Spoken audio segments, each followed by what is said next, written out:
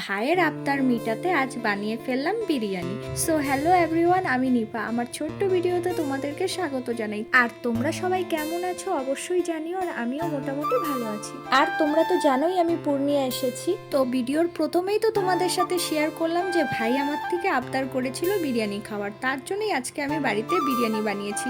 আর এই বিরিয়ানিটা আমি অল্প করেই বানিয়েছি, যেহেতু আমি আর আমার ভাই এখন দুপুরে খাবো আর বাবা রাতে অল্প খাবে, মা তো খাবে না। তার জন্য আমাদের দুজনের জন্যই অল্প করে বিরিয়ানিটা করেছি। তারপরে বিরিয়ানির সাথে ছিল রায়তা, স্যালাড। আর রায়তা ছাড়া তো আমি বিরিয়ানির কথা ভাবতেই পারি না। আর একদিন তোমাদেরকে আমার রায়তা বানানোর রেসিপিটা দিব, তোমরাও বানিয়ে খাবা, সত্যি দারুণ হয় খেতে।